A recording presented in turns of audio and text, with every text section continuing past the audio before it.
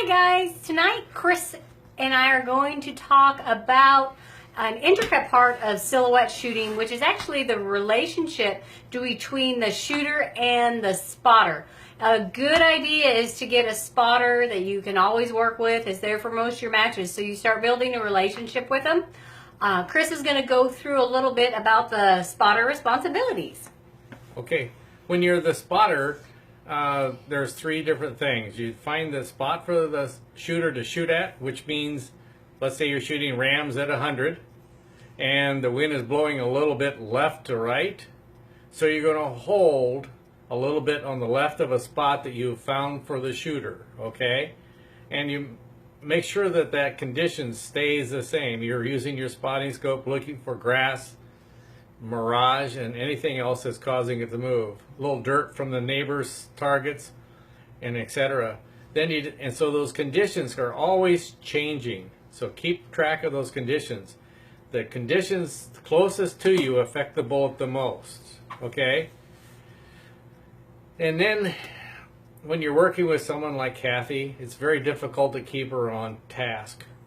Her mind starts wandering, thinking about what she's going to do for supper, how she's going to take care of Rachel, and etc. So you remind her that she's there, finding that spot, shooting that spot.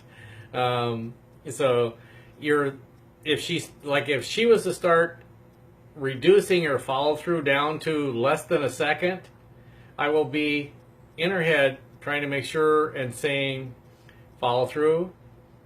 I use the other word double tap, meaning she holds on the target and tries to shoot it twice. She shoots her shot and then holds in there. She doesn't let the target release and come away. And so now Kathy's going to go through the shout sequence that she uses. So basically when he spots, and let's say we'll use that same ram sequence where the wind's moving left to right, so I need to be on the left side, which is the chest side. He finds a spot. He says the left side of that spot.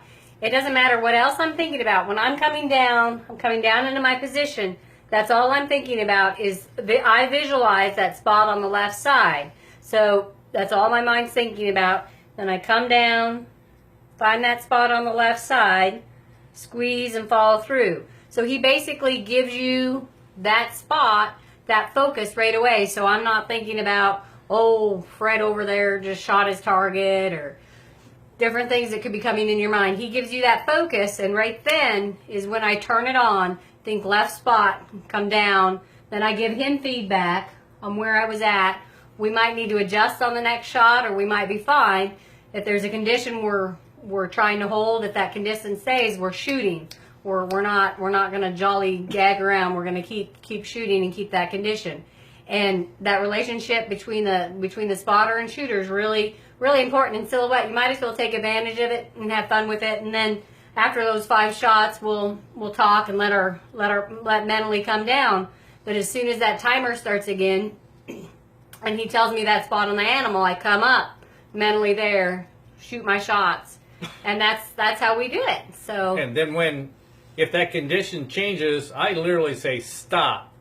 I'll redo the condition and say right of the spot if the wind is just switched, or back to center. So my job is to make sure that those conditions are staying the same. And when you travel, you'll find that lots of conditions will switch 3 or 4, 5 times during 2.5 minutes. And the worst one is the mirage is running up.